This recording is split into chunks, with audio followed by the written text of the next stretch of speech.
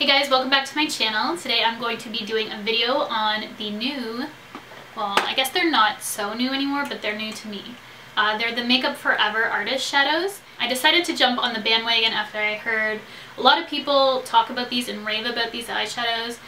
I honestly don't need any more eyeshadows, so it was like biting a bullet for me to pick these up, but if they were as amazing as people were making them out to be, I knew I had to pick up some, so these were the ones I decided to go with, and I think I picked out a good selection of colors. I have a nice highlight, some lid shades, and just some like crease colors, just some really nice warm shadows. If you don't know already, Makeup Forever launched over 200 new shadows, and they're reformulated. They're a gel to powder type consistency.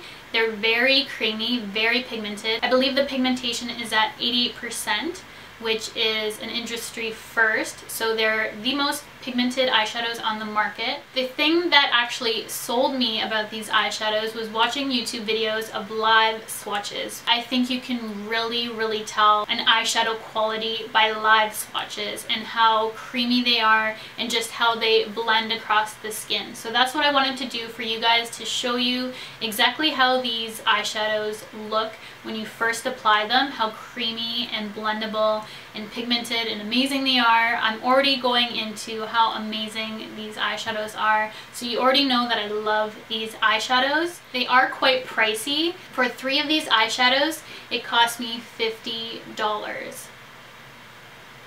Let's take a moment to think about that, which is kind of ridiculous.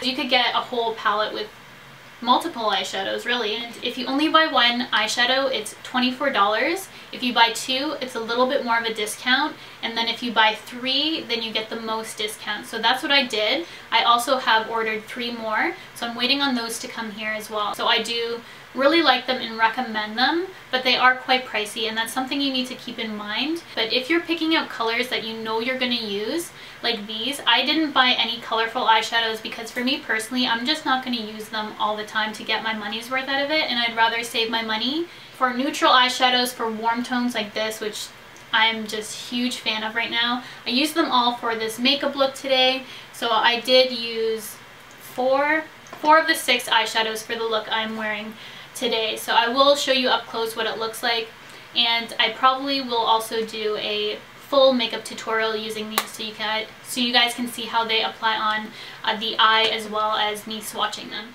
There's 5 different finishes. You have diamond, iridescent, metallic, satin, and matte. I picked up mostly matte because that's a personal preference of mine. I think the matte shades are absolutely fantastic. So I had a few requests to kind of go through how the website is set up and how the colors are set up. So right now I'm highlighting a few shades that are sold out. That's what the X means. And now I'm moving over to one of the shades that I picked up. It starts with an M, and that means matte. So all the finishes start with the letter that it is for. And then another thing to note is that all the colors are grouped in the hundreds. So 200s is blue, 300s is green, and so on, going all the way down to purples in the 900s. So that is kind of how the website is set up if you are curious. Also, I just wanted to quickly mention, to get the discount, once you have added your shadows to your basket, just go down and add one of the palettes to your basket as well. So the 3rd one added to your basket will add the greatest discount.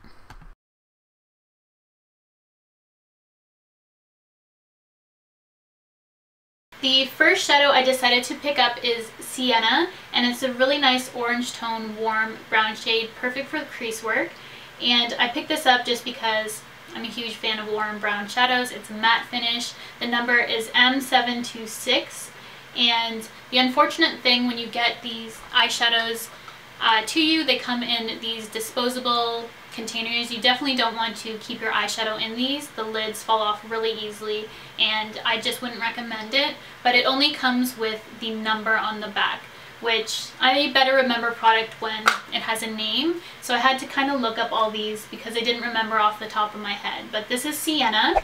The next shadow is called Auburn, and it is M738. So the M obviously standing for matte, and then the number dictating the color and where it falls on that kind of sheet that I showed you guys.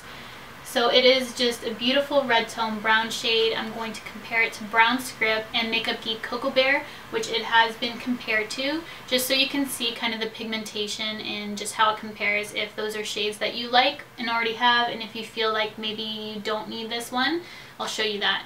But it's definitely a Cheryl shade, so I had to pick that one up.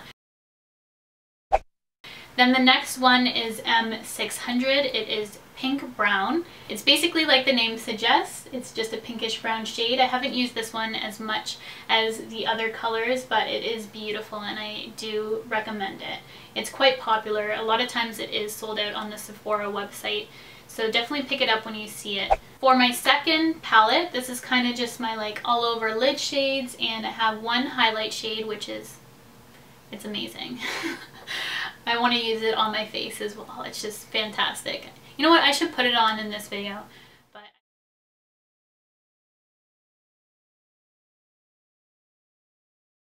this first one right here is I414. It's an iridescent and it's in Yellow Ivory.